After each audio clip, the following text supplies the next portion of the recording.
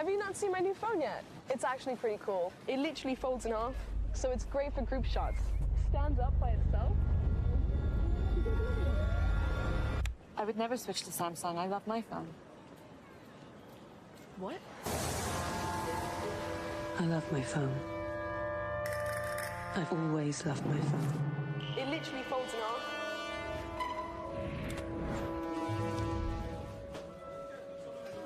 Stands up by itself. Stands up by itself.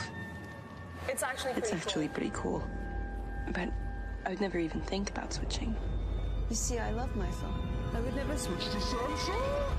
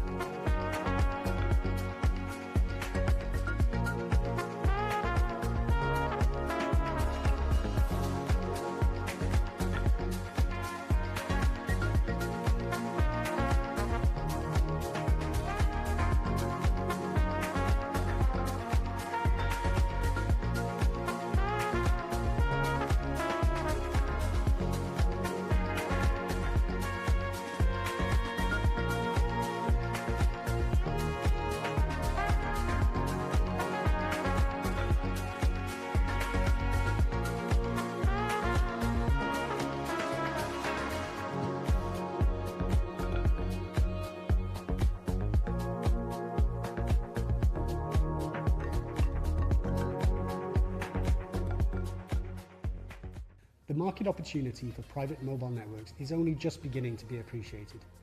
It's an exciting area of significant growth in the mobile industry, which already touches many companies and verticals across more than 70 countries globally. But the space remains complex and extremely dynamic. Already we see new challenges to the status quo, with hyperscalers, open RAN vendors and mobile carriers emerging with new propositions in this market, leveraging network slicing and new as-a-service models in some cases. CCS Insight has recently completed a large worldwide program of original research with a wide range of companies across all major regions, including equipment and software vendors, as well as system integrators and many leading carriers. If you'd like to find out more about the Spotlight Report, please don't hesitate to get in touch with the team.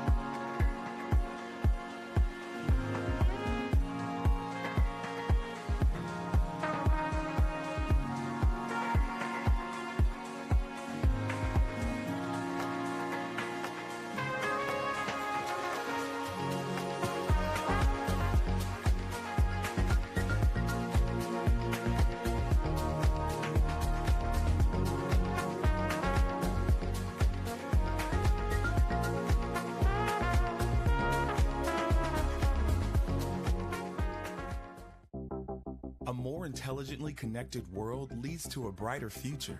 At Qualcomm, we're creating technology solutions to take on some of the world's biggest challenges. See us, where 5G and AI help make our streets safer by making city infrastructure smarter. And where 5G and AI help transform manufacturing to be more efficient and less wasteful. Join us in creating a world that is more intelligently connected.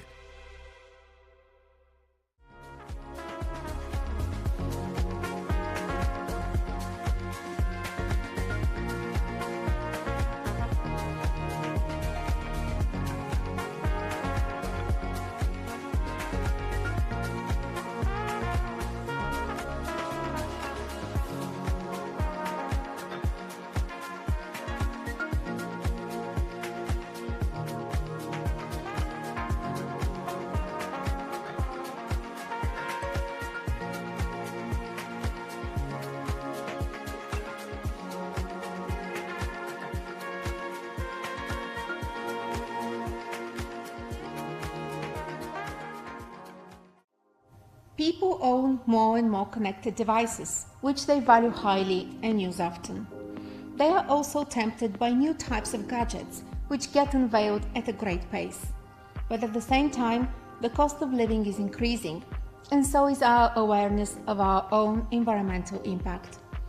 So people are changing the way they buy and use devices, and are looking for ways to prolong the useful life of what they already own.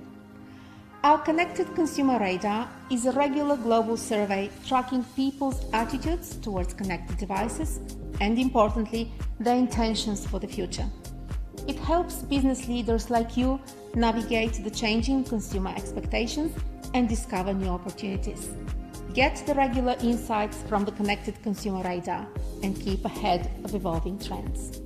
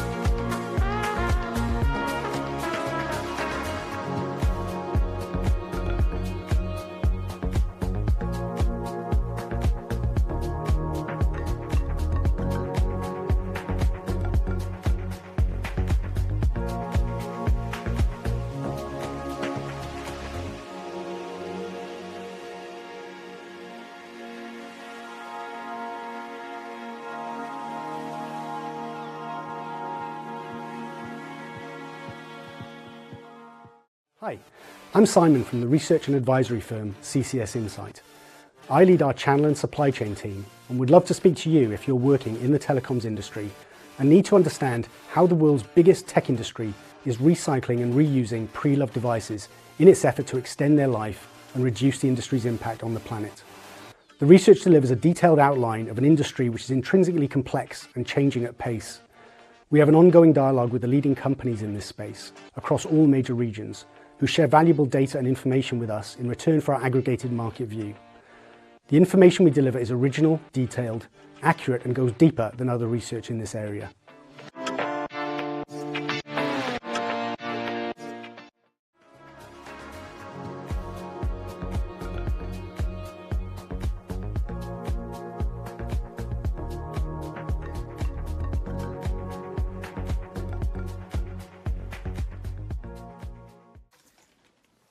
This could be a problem.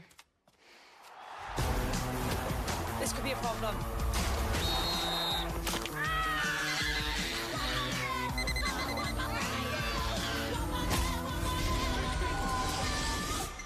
Women be problems every day.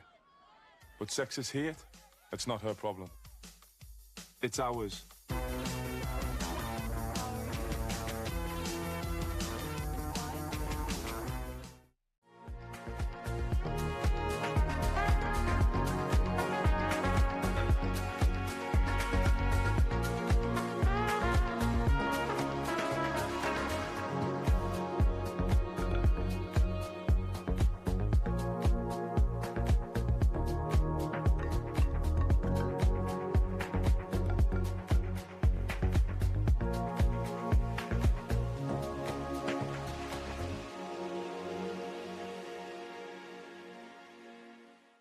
Hello, we hope you all enjoyed day one of CCS Insights predictions for 2023 and beyond. We look forward to day two. Bola, over to you.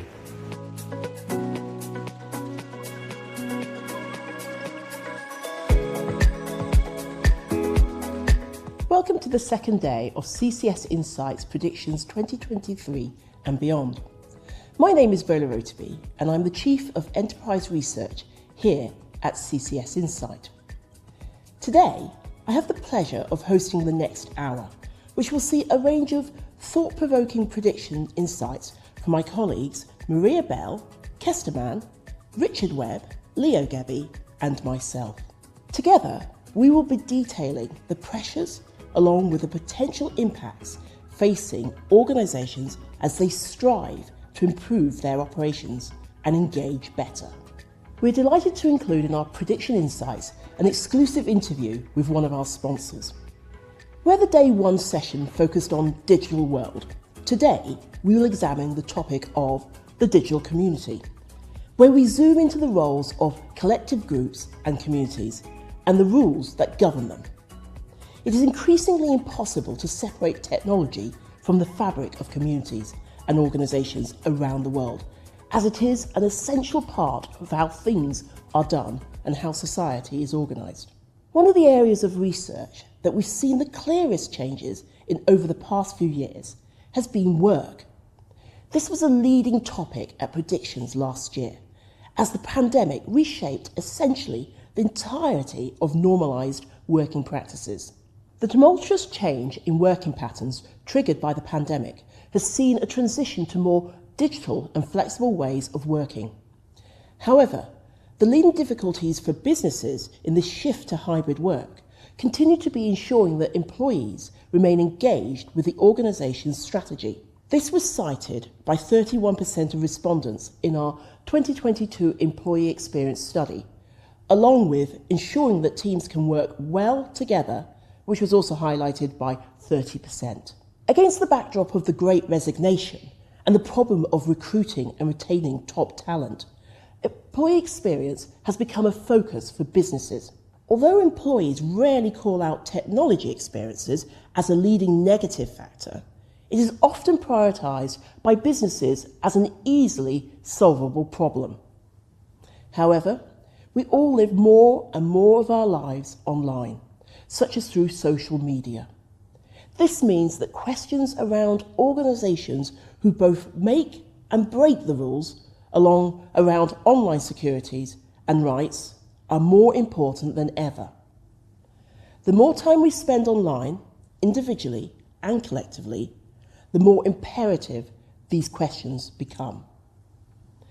In this session, CCS Insights Analyst will study the ways in which digital communities and organisations are changing, and we predict the future direction of travel in this space and what this will mean for people around the world. Maria Bell and I will begin by looking at the confluence of business and society blurring the lines between digital businesses, government and smart citizens, along with the focus of environmental, social and governance in ICT. Software technology, apps and systems are integral to the way we function as a society. They serve as the backdrop for the drive towards technology and digitisation as a means to help transform operations and streamline interactions across all aspects of our lives as citizens and workers.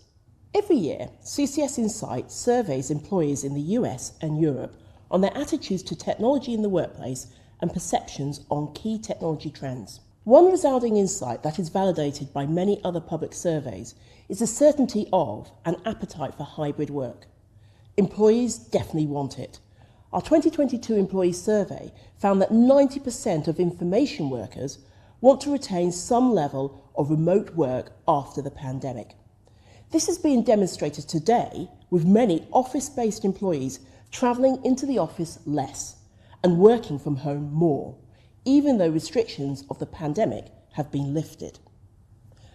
The move to digital operations presents an opportunity to evolve the delivery of service so they are better able to meet the changing requirements of citizens and the workforces they become. The user is king and experience matters. However, creating better experiences isn't just about enabling better ways to do something, it's about creating new capabilities and more innovative applications. The value of the engagement and the outcome is the overriding currency of success. Whilst the importance of the customer experience has long been understood by businesses, many now starting to recognise the impact of the employee experience, not just on employee retention, but on core business metrics like customer retention and revenue growth. It is why we expect, in 2023, to see the growing demand for solutions that measure and track the link between employee and customer experience.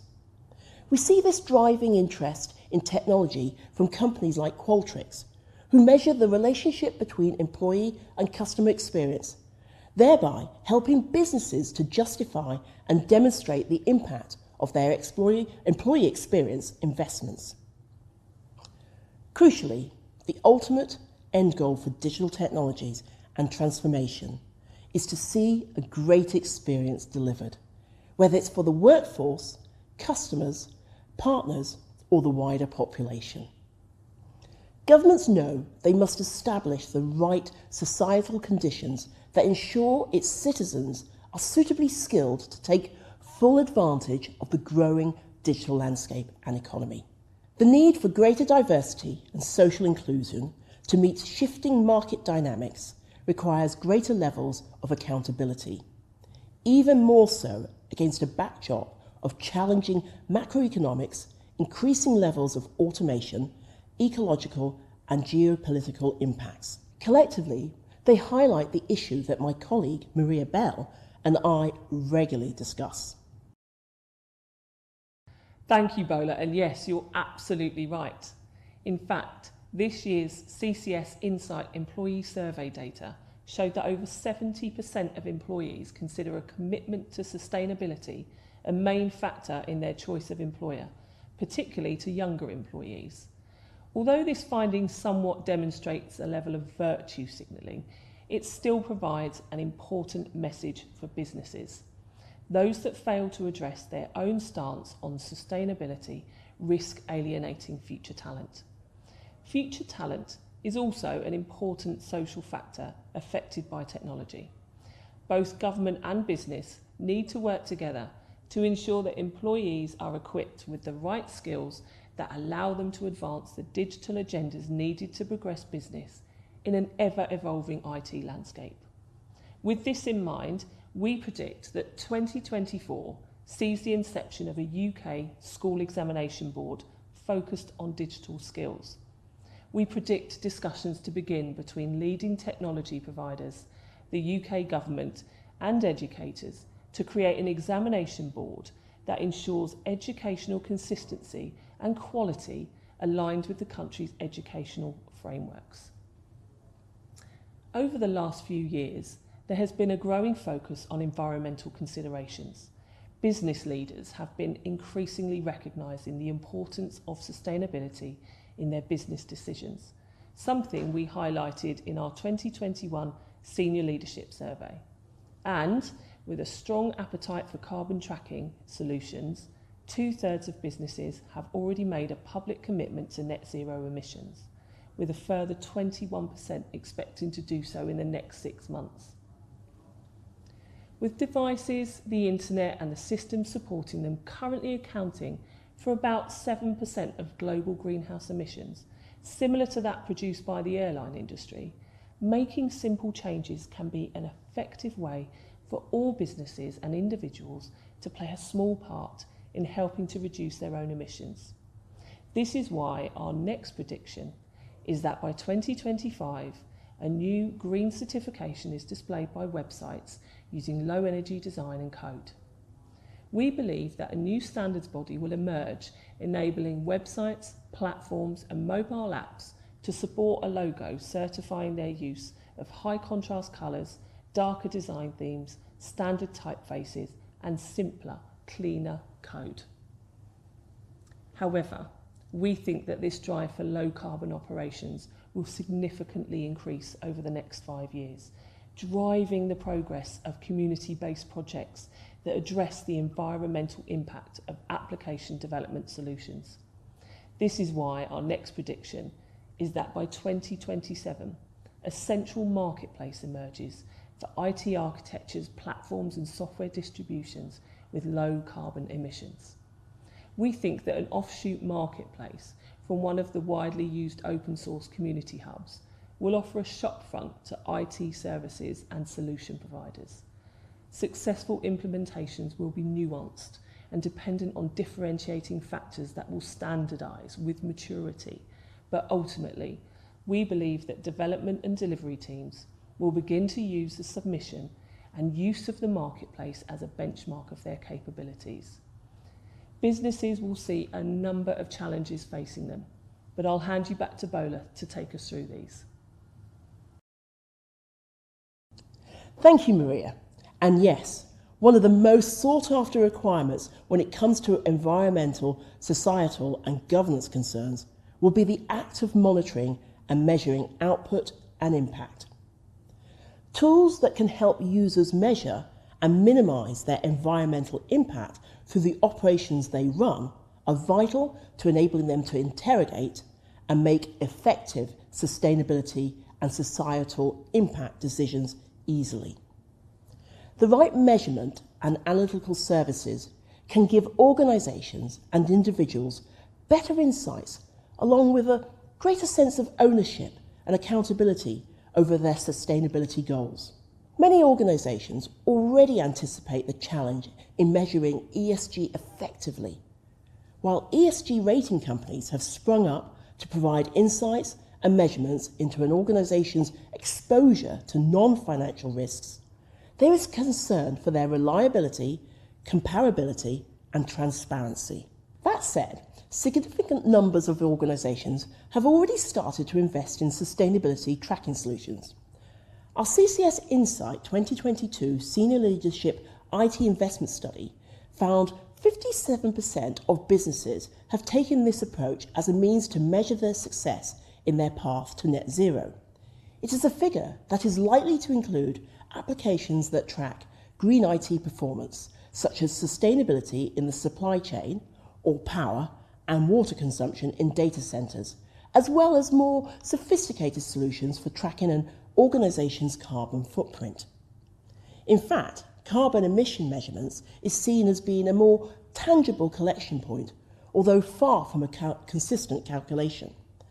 It is why we predict an international standard develops for calculating the carbon emission of cloud services will be in place by 2024. This will come about as a result of multiple international organisations focused on carbon emission measurements coming together in a concerted effort to align their calculation processes and standardise the equations used. It may eventually lead to a new standards body to create and drive a standard regulated framework that would be in common with the international alignment and comparability of financial accounting figures. With general standardisation of carbon emission reporting, we predict that increased awareness of climate change will see people monitor their impact on the environment in much the same way as many track their daily number of steps today. Therefore, by 2027, we could see the launch of mobile apps that enable consumers to track their carbon footprint in real time. Crucially, ESG goals have become the lodestar for organisations looking to minimise negative contributions and effect positive change with meaningful strategies presenting a new competitive front for responsible business operations. This brings opportunities to deliver solutions that embrace social accountability with calculable benefits for well-being in all spheres of operation and interaction. Leadership in this field will be about having coordinated strategies, policies and activities with the ability to present a holistic narrative underlying progress, highlighting remaining challenges and maintaining a dialogue with the market. Now, over to my colleague Kester to give us an operator perspective on connecting these digital domains. Hi everybody, great to speak to you once again at our predictions event this year. My name is Kester Mann and I'm Director of Consumer and Connectivity at CCS Insight. The theme of today is a digital society, and as people, communities and organisations move relentlessly to an online world, so the underlying connectivity becomes ever more crucial. Telecom operators are, of course, central to this, but customers typically don't care how or where their connectivity comes from, just so long as it works. One of our more provocative predictions this year reflects that stance. We reckon that by 2026, a leading telecom operator moves away from naming specific technologies in its marketing. It begins to position services under a broad banner of connectivity, instead of using terms such as 4G, 5G, fibre and Wi-Fi. It's a move that would simplify tariffs, boost strategies around convergence and better reflect the ubiquitous connectivity demands of our increasingly digital lives. With performance mattering more than ever, it's no wonder that operators regularly tout the quality of their networks. But with different testing companies deploying different techniques, there's a wide variety of claims. This makes it difficult for customers to make an informed comparison. Within 4 years, we predict that a standardised methodology to measure network performance emerges. It makes it easier to evaluate performance, leaving less room for questionable assertions. Likely metrics would include coverage, latency, speed and reliability. It's easy to forget that for many, getting connected isn't even an option. Just under half of the world's population aren't yet online, including 450 million people that live in areas without coverage of mobile broadband. Last year, I talked about satellite broadband as an option to narrow the digital divide, and it's proved one of the hottest topics of 2022. But in a market with very high-profile companies and personalities, I'd like this year to talk about a lesser-known player well worth keeping a watch on. US provider AST Space Mobile is developing what it says is the first space-based cellular broadband network accessible directly by standard mobile phones in use today. This contrasts with the traditional satellite approach, in which signals are beamed from space to receivers on the ground, serving as a hub for people to connect other devices to. AST's business model is to target customers indirectly, partnering with operators. And it has some big name backers as well, including Vodafone and Rakuten. Last month, it successfully launched its Blue Walker 3 test satellite, but of course many technical challenges remain before its vision becomes anywhere close to reality. But the so far niche satellite direct-to-phone sector is gaining ground. Just a few weeks ago, Elon Musk's Starlink partnered with T-Mobile US, also promising satellite connectivity to existing phones. Another company, Link, is doing similar, with a commercial service going live in the Bahamas and 6 satellites already in orbit. It's important to stress, though, that both these are initially almost entirely limited to messaging, as are fledgling services using satellite connectivity built into devices, announced in the past few weeks by Apple, Huawei and Bullet.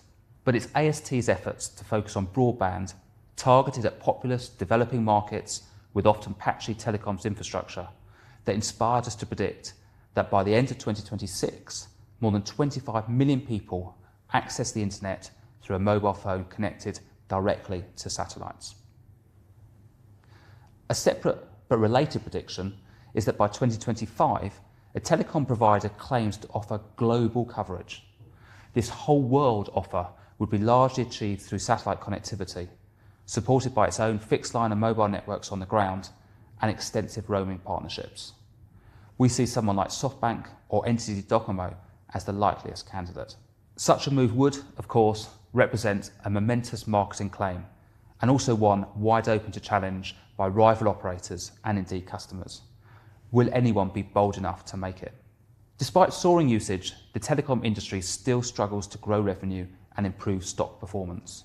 Many pinned hopes on 5G, but now, more than 3 years after the first networks went live, early expectation has given way to a sobering dose of unfulfillment. Maybe the launch of standalone 5G networks, now well underway, heralds the real start of the 5G journey, opening many new opportunities, particularly in enterprise. So far, though, the main benefit from 5G has been greater capacity. And while this has led to welcome improvements in performance, it's hardly a compelling reason for people to upgrade. The dearth of exciting new consumer use cases has unquestionably been a major disappointment. But we do see one last opportunity for 5G to drive meaningful new revenue. We're predicting that by 2025, at least 25 telecom operators offer connected car services as an add-on to consumer 5G plans. In doing so, they strike partnerships with vehicle manufacturers using eSIM technology. Initially, the focus is on in-vehicle connectivity, but later expands to include areas such as diagnostics, security, entertainment, and personalised offers with third-party retailers. One carrier to watch here is T-Mobile US. Earlier this year, it signed a deal with BMW to effectively turn vehicles into a mobile Wi-Fi hotspot. This enables people to connect devices in the car with unlimited 5G data.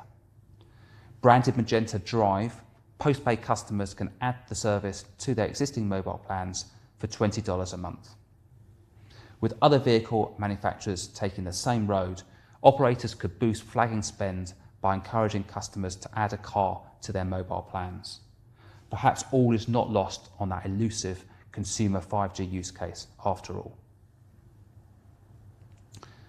The pressure on operators to invest in networks to satisfy soaring demand has stirred debate as to whether large technology companies should shoulder some of the cost. The argument goes that making vast upfront investments is unfair without contributions from the small number of companies that account for the lion's share of use. Of course, this isn't a new debate, but the European Commission now seems to be ready to take the proposal seriously. Earlier this year, it pointed out that telcos have invested 500 billion euros in European networks over the past decade. Meanwhile, over the same period, the top 6 technology companies made a negligible contribution, despite generating 57% of the traffic. It's hard not to have some sympathy with operators as they grapple to make a meaningful return on huge upfront investment. But forcing big tech to pay doesn't feel like the right answer. Operators rely on content to upsell their services. It's what's driven multiple partnerships with the likes of Netflix and Amazon, and why many offer unlimited plans that has encouraged this ballooning usage. In many ways, operators' futures depend on successful partnerships with some of the companies they're now trying to penalise. There's perhaps even a counter-argument that operators should contribute to big tech. Netflix, for example, is set to spend over $17 billion on content this year. That's up 25% from 2021, and more than twice Vodafone's entire capex for its most recent fiscal year. The crux of the debate centres on net neutrality. Existing regulation would need to be watered down under any plans to impose new charges. But as questionable as operators' pleas are, we should keep an open mind. In South Korea, SK Broadband sued Netflix after it saw spikes in traffic last year from people streaming popular drama Squid Game. And in Europe, several countries now require streaming providers to offer financial support for local content production. This year, we're predicting that by 2025, at least one European country mandates that large tech companies contribute to the cost of telecom networks. The landmark decision would be controversial and difficult to implement, but would also go some way to addressing a clear imbalance between the heavily regulated network operators and the thriving web giants that rely so intrinsically on the connectivity they provide. Watch this development closely. We'll be hearing plenty more over the coming months. That's all from me. Thank you for joining, and I hope you enjoy the rest of the event. Hello and welcome to this CCS Insight Predictions Week interview with Marc Allera, CEO of BT's Consumer Division. Marc, thanks for joining us, and great to talk in such fantastic surroundings at the new One Bram headquarters. Great to be here, Kester. Thank you. Thank you. The cost of living crisis is the topic that's on everyone's lips at the moment. Is it right that the telecoms industry is looking at implementing inflation-based price rises during difficult times? And what is BT doing to help customers that may be struggling to pay their bills? Obviously, this is a really important topic right now, and we can see consumers and businesses under lots of pressure with pretty much every product that they buy and trade and consume going up in prices, many of which actually are exceeding inflation. So we recognise that, we understand the importance of working with our customers and doing everything we can to support them. I think as an industry, though, what we have to recognise is that telecommunications has been a really small proportion of consumers' basket spend. There are much greater areas of their income that are consumed by things like energy and council tax and other utilities and other services. So telecommunications actually, as a sector, provides really great value for money, and it's a product that consumers are using 50% more of every single year as well, more or less for the same money. And the ARPUs in our country, as you well know, are amongst the lowest in Europe and significantly lower than the US. So I think consumers are getting a great deal out of telecoms, But like any industry right now, we're also experiencing price pressure. We have wage pressure. We have pressure, of course, from energy, telecommunication operators like us. We're a huge consumer of energy, electricity. We have component prices going up. So we created a price mechanic that allows us, when inflation's low, to pass on those benefits to consumer when prices aren't increasing so much, as they did a couple of years ago when it was just 0.6%, feels a long time ago now, but also allows us to have some buffer when we have prices that are increasing as they are, and we're not immune. And I think the sector has to find a way to create a more resilient infrastructure. The UK needs a more resilient infrastructure. We certainly don't want to see what happened in the energy infrastructure, where everybody, it seemed, just focused on price and not value for money and a sustainable business model. And we've seen what happened in that sector as well. So I think it's really important we have a clear pricing mechanic that's linked to the costs that either go up or down in our business. We recognise these are exceptional times, but I think the narrative from too many people in our sector, in all corners of the sector, has focused disproportionately on price and not value for money and not resiliency and not innovation. And we've got to get out of that cycle. Yeah. And would you say, Mark, as a premium provider, that BT is perhaps a little bit more exposed during hard times, that might see customers perhaps look to downgrade and take out a subscription with a more budget provider, for example? Yeah, I think you can certainly see in times of recession, we're obviously either in one or about to enter one, you do see pressure on price from certain segments of the economy. There's no doubt about that. I mean, our position has always been, you may be able to buy cheaper, but you can't buy better. So we do focus on quality of network, service experience, other value-added services for consumers, so they feel like they're getting great value for money. And as consumers are bringing together broadband and mobile and TV and other services, we believe we can offer outstanding value for money. So, I think it's not something that we're complacent about. I think we've got a broad set of tools to play with. We're not a pure play broadband or pure play mobile or pure play TV. We've got everything in the locker and a little bit more to create bundles and packages and value for money for consumers, but we're certainly not complacent. I think the next 12, 18 months are going to be very challenging for consumers. Yeah. And Mark, what about customers that need extra help? Yeah, certainly. I mean, working in a company like BT Group, we recognise that we have a responsibility to serve all kinds of customers, and that's one of the responsibilities that comes with this job and this company. I don't think the burden should fall exclusively on us, but we've been happy and proud to lead the way on social tariffs. On broadband, we're opening up social tariffs onto mobile as well. And they do offer, particularly for those customers who are on universal credit, who are probably those that are really feeling the pinch harder than most, a low-cost option if they're eligible to get access to low-cost, high-quality connection, which we know is important for them. Yeah, sounds like a great initiative, and I'm sure it'll be welcomed by many people. Earlier this year, Mark, you talked about the EE brand expanding beyond the connectivity that it currently provides, and I wonder if you could expand on that a little bit. And I asked that with a bit of a nod to a prediction we have this year around operators offering connected car services as an add-on to consumer 5G plans. Yep. I'm not sure if that's on the EE roadmap or not, but love to hear your thoughts around that area. Yeah, we made a couple of important announcements, I think. The first is that we are focusing all of our effort now, particularly on convergence and leading in the home as we bring together broadband, mobile and other services together on our EE brand. And increasingly you'll see more and more focus and effort there in the consumer space on the EE brand. You've probably seen some of the recent broadband ads and some of the shift in emphasis there. But still BT playing an important role for us, particularly on standalone broadband and landline and other services. And we also announced as part of that that EE will be looking to expand beyond, I suppose, services that traditionally are expected from us, the likes of broadband, mobile and TV, into new areas.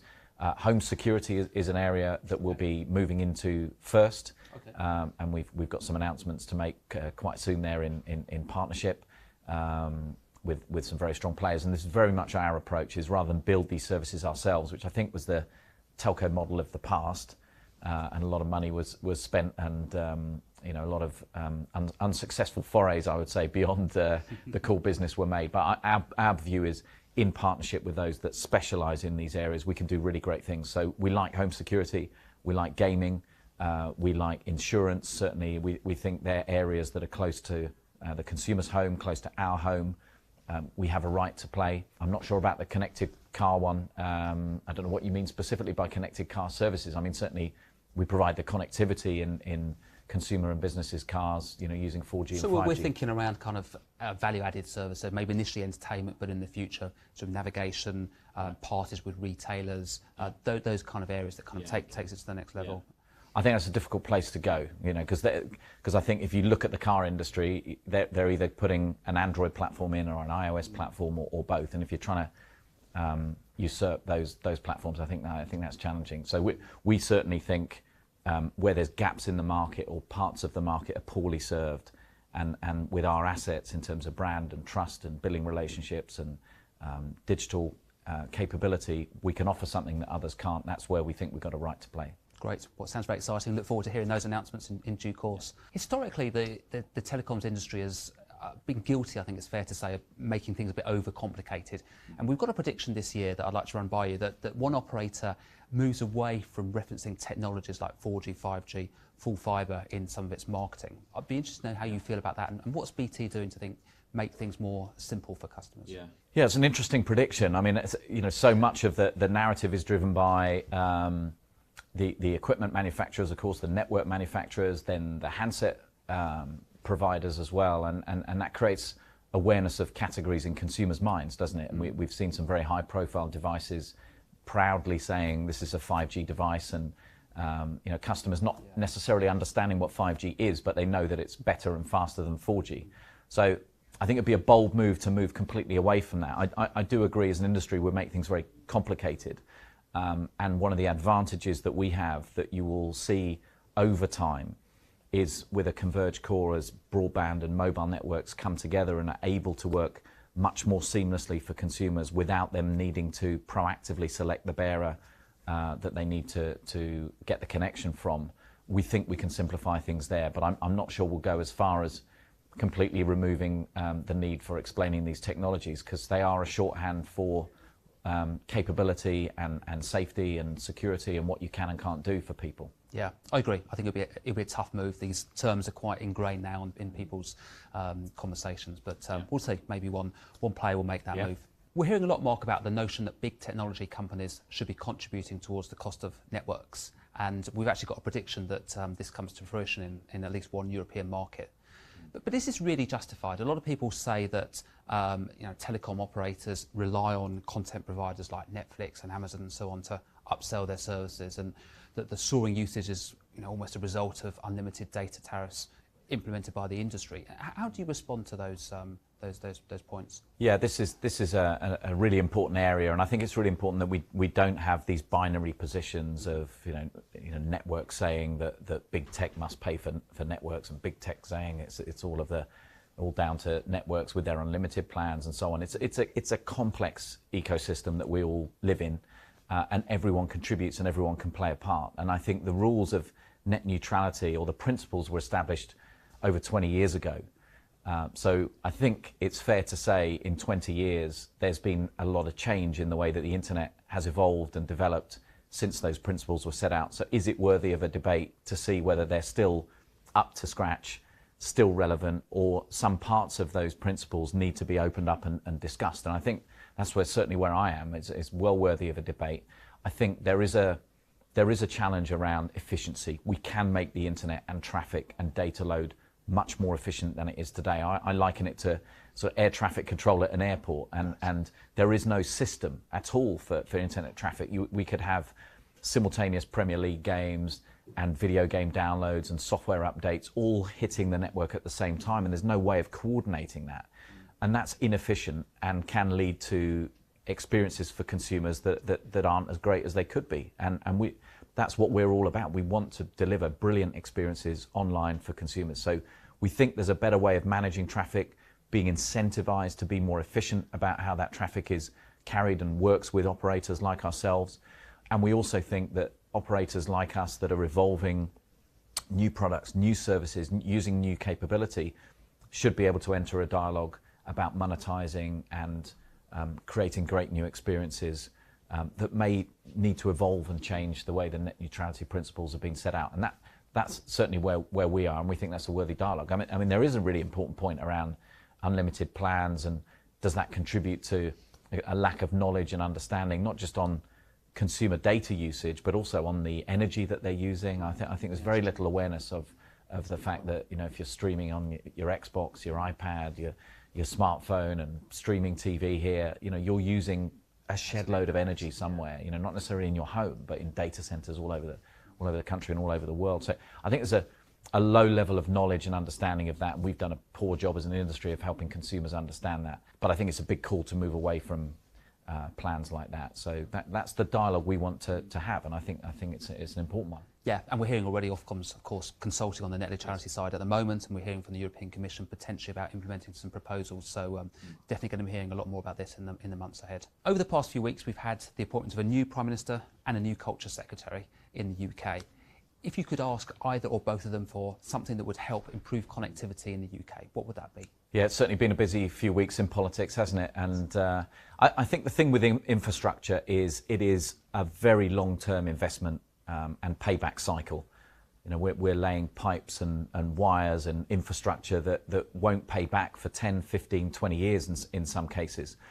So what politicians have to do, which is really hard, and I appreciate their job is really hard, is balance the short-term pressures, of which there are many right now, with really thinking through the long term. And if you think about what this country could become and could be, we all want it to be a lighthouse country for innovation, for investment, for brilliant networks, for fantastic innovation in manufacturing, in technology, and application and service providers. We want all of that. And to create all of that, you need a long-term plan that incentivizes investment, that brings companies to the UK with operators that have got the conditions to invest and adopt new technologies and so on and so forth.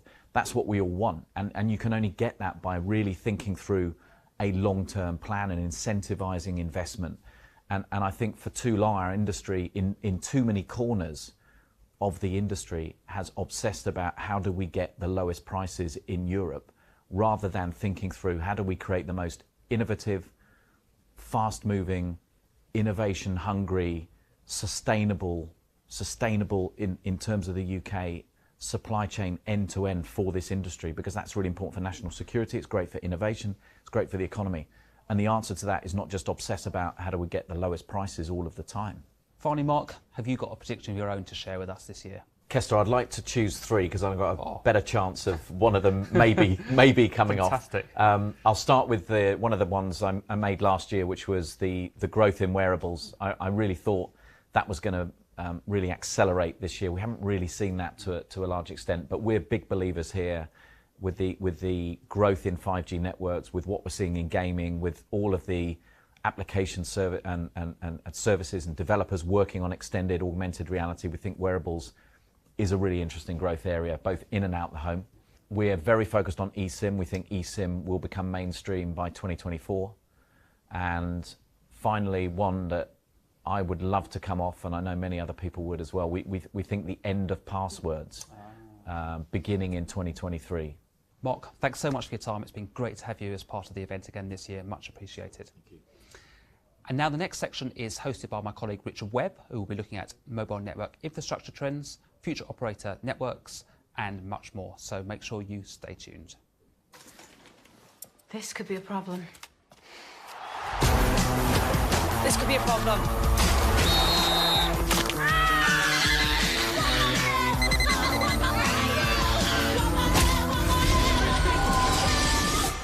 Women be problems every day. But sexist hate, that's not her problem. It's ours.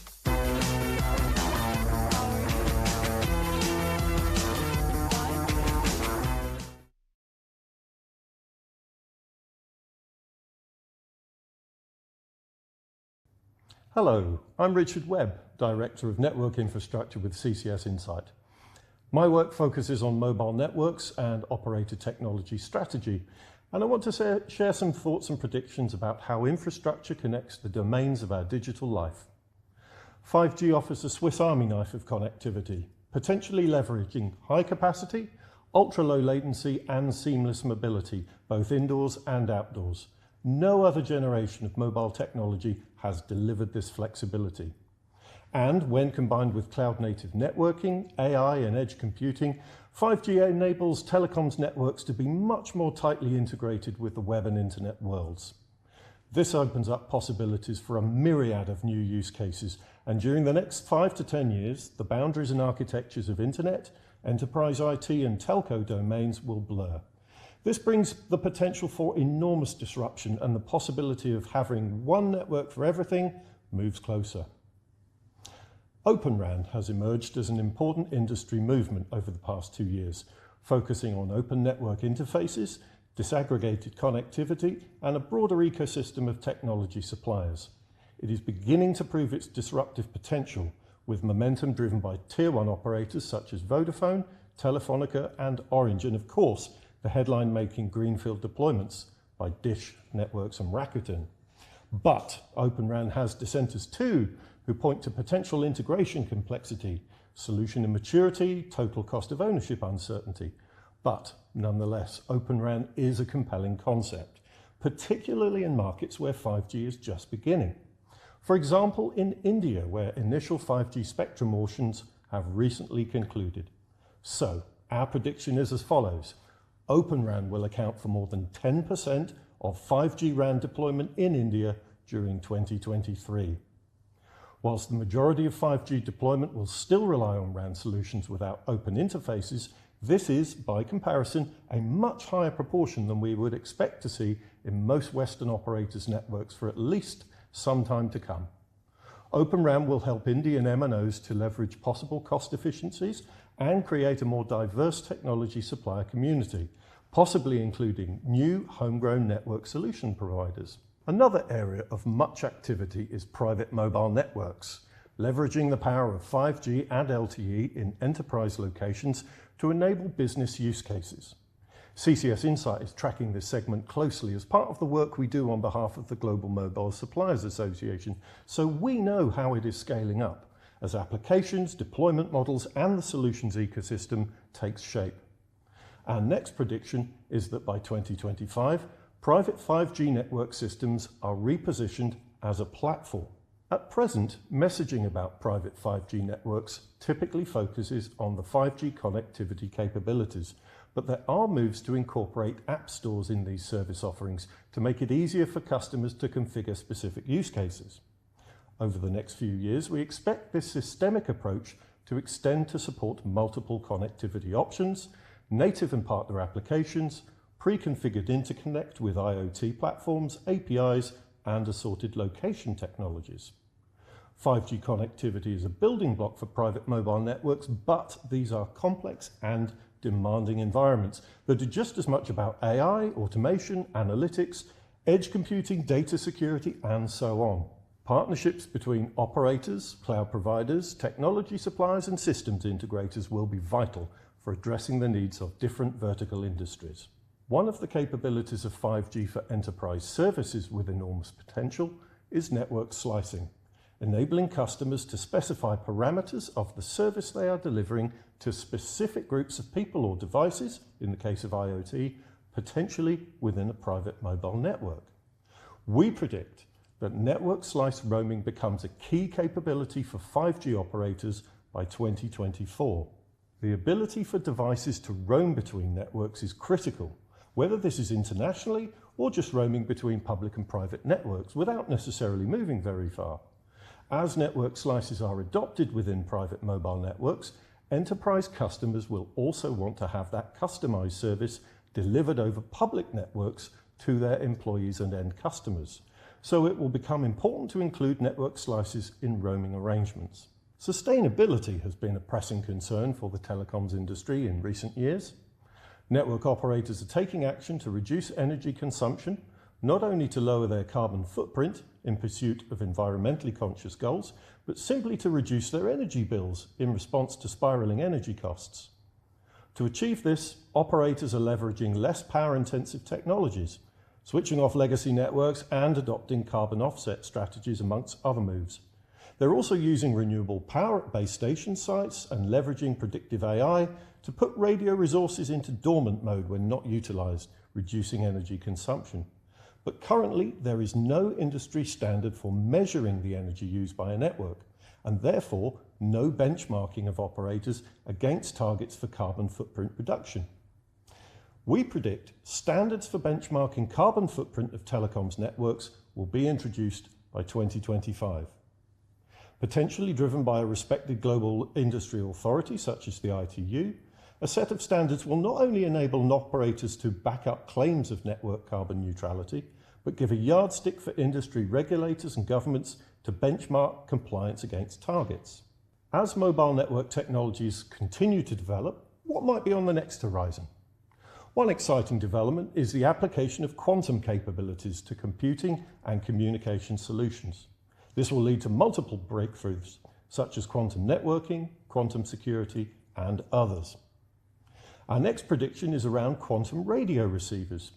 This is a breakthrough in which, and here is the deep physics bit, a quantum effect called electromagnetically induced transparency agitates atoms to form a highly sensitive electrical field detector, meaning that a quantum radio receiver could achieve significantly higher capacity and sensitivity in radio performance, as well as energy saving, at least compared to traditional radio technology. We believe this technology will become a commercially available product by 2027. The quantum-induced atomic sensitivity will enable them to be deployed in remote areas currently off-grid in terms of network coverage, or difficult-to-reach areas where mobile connectivity is challenging, such as urban canyons or even underground. We think quantum-enabled radio is likely to evolve into a mainstream networking principle within the 6G development cycle. And with that next generation of networking in mind, we predict that within 5 years, governments are forced to rethink the way spectrum is sold. Telecom operators are starting to push back against the upfront costs of spectrum acquisition, feeling this is too onerous in addition to the heavy investment in network deployment, particularly given the challenges around monetizing 5G services. As 6G starts to gather momentum, governments can no longer expect yet another windfall from spectrum auctions. Instead, to promote investment in critical communication infrastructure, they're forced to rethink. 6G spectrum licensing moves to something akin to a pay-as-you-use spectrum model, with payments being made over the lifetime of the license. Networks are increasingly software-based, cloud-native, virtualized, application-driven domains, becoming smarter, more automated, more dynamic. Richer technology ecosystems create more opportunities to deliver bespoke connectivity to enterprise and consumer customers. Our predictions point to just some of the ways network infrastructure is evolving to support an increasingly connected world. To take you forward, my colleague Leah will be talking more about how that connectivity is used to bring different digital communities together.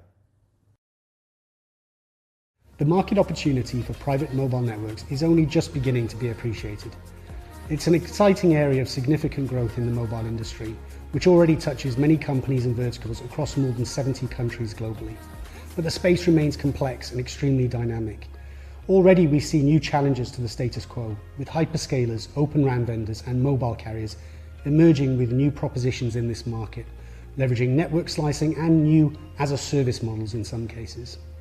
CCS Insight has recently completed a large worldwide program of original research with a wide range of companies across all major regions, including equipment and software vendors, as well as system integrators and many leading carriers. If you'd like to find out more about the Spotlight Report, please don't hesitate to get in touch with the team.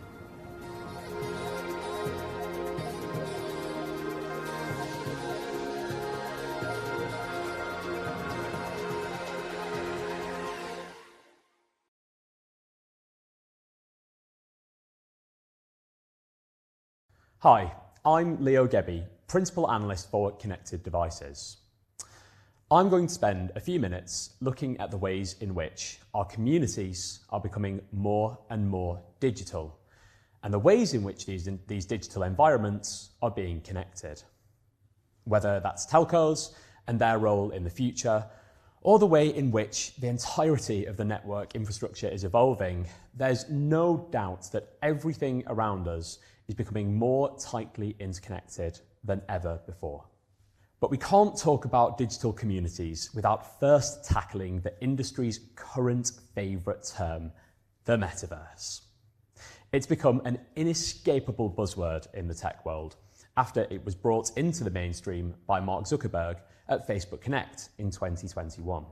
Since then, we've seen all manner of companies from both within and outside the world of tech talk about the metaverse.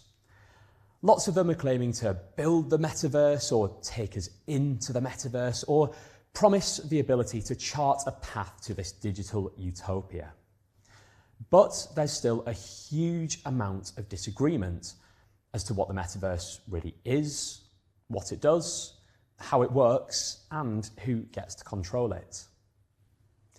In many commentators' eyes, the purest version of the metaverse tends to include some key tenets. It exists as a set of interconnected virtual worlds with seamless transition between these and the ability to transport digital goods and assets between them. The ability to experience the 3D aspect of the metaverse through spatial computing.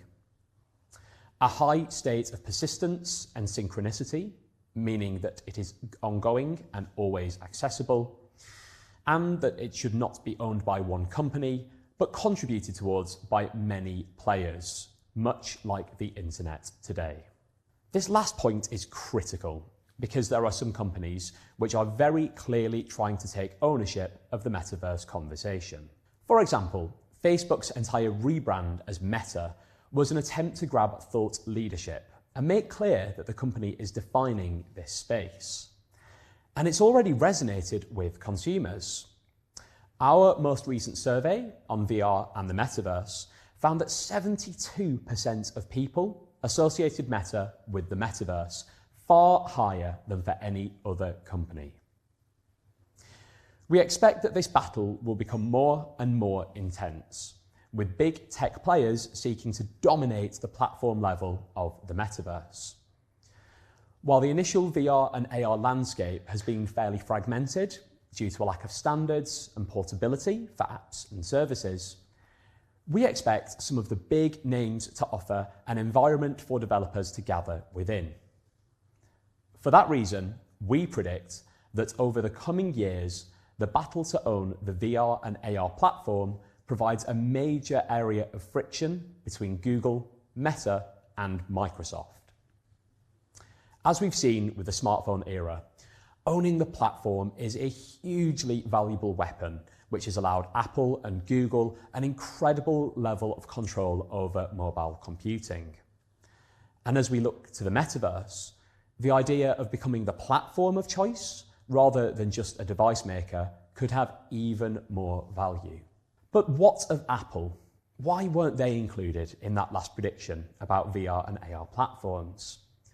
Well, that's because we predict that as and when the firm tackles spatial computing, it will defend its own platform through tight interoperability between hardware and software, much like it has done with every other area of technology.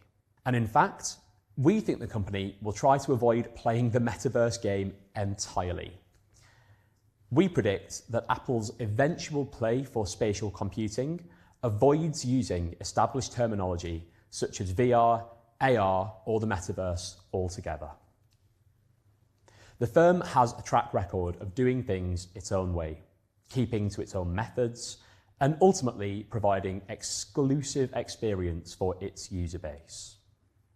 It also has a reputation for offering devices and experiences that just work, and making the seemingly complex appear very simple. To that end, speaking in terms like the metaverse, nebulous words which don't have very clear definitions would be a very non-Apple thing to do. The company has in fact steered well clear of the M word altogether so far, and we predict that's something that won't change anytime soon. So that's how we see companies addressing the metaverse. But what about us as individuals and as a society? How might the changing digital environment impact the way our communities interact, for better or for worse? Well, there's the undoubted question of privacy, which has cropped up time and again when talking about VR, AR, and the metaverse. Regular Predictions followers might remember last year when I shared my concerns around smart glasses and whether they will have overcome the privacy concerns, which ultimately spelled disaster for the original Google Glass. With the metaverse becoming such an intense area of focus and investment, this is still a barrier that needs to be overcome. So, how will that happen? Well, we predict that to ease concerns around cameras on AR smart glasses, Apple and others will employ contact tracing style technology, allowing the public to opt out of being recorded in public spaces. By combining technologies like ultra-wideband technology, digital mapping and AI, we expect that AR glasses will be able to intelligently blur out the visual details of people who have not consented to being recorded, particularly in public spaces. We believe that this will help to dampen concerns around privacy originating from the spread of cameras on wearable devices like glasses, and ultimately help to speed their adoption. In addition to this, there's a whole host of ways that VR and AR look set to benefit consumers. We've already seen gaming leap out as a driver of VR adoption, but other use cases like exercise and socializing stand out too. In our survey focused on the metaverse, we found that the top 3 things that consumers expect to use the metaverse for are entertainment, socializing, and gaming. Alongside this, we expect to see the rise of VR and AR fit in with other tech trends. For example, we've seen a huge rise in consumer interest in repair and maintenance of electronic devices, which is something we'll be talking more about in tomorrow's event. But for many people, repairing devices is a task for which they seek help and support, which could be another promising use case for AR. We've seen remote assistance take off in the enterprise segment, so we have predicted that following the launch of a major consumer brand of AR glasses in 2023, a market for consumer remote assistance emerges. As people look to make their possessions last longer, and not just their devices, but things like household appliances, the idea of remote assistance could become a powerful way to sell AR to a whole new group of users. It's really fascinating to think about new ways in which we will interact with the world around us as elements of computing become more and more spatial. Just as the advent of the smartphone disrupted the established order in technology, with some, like Microsoft, missing the boat on the transition to mobile and needing time to find a new place in the world of touchscreens, not all of today's big tech names will find the transition to spatial computing an easy one. And this is why there's such urgent jostling for position in the metaverse right now. We at CCS Insight are very excited to see where this goes. So that draws to a close Day 2 Predictions 2023 and beyond. We hope you enjoyed it. We've overviewed some of the technology trends and employee behaviour shaping the post-pandemic enterprise environment. We consider ways in which telecom operators might position themselves to deliver the connectivity and services to enable the interaction of digital communities, whether they might be within the workplace, the home, or on the move. And we consider how network infrastructure is evolving to accommodate these needs. We concluded by looking at the implications of and commercial landscape for the metaverse, the most talked about digital community of all. We hope you found the sessions stimulating and heard some fresh perspectives that gave you pause for thought or perhaps challenged your own thinking. Something that is useful for all of us to do from time to time, especially in an industry that moves as fast as ours does at times. The conversation continues on social media by the hashtag CCSPredicts. Please feel free to share your thoughts. Tomorrow looks to be equally exciting. The session focuses on the digital self and the implication of technology for the individual, focusing on the devices we choose, use and wear, and the user experience they deliver. We look at how experience emerging digital domains, such as the smart home and the connected car, and the commercial landscape for the new type of connected devices, wearables, and new media content. Thanks again for joining us today, and we hope you'll do so again for both Day 3 of Predictions 2023 and beyond. See you soon.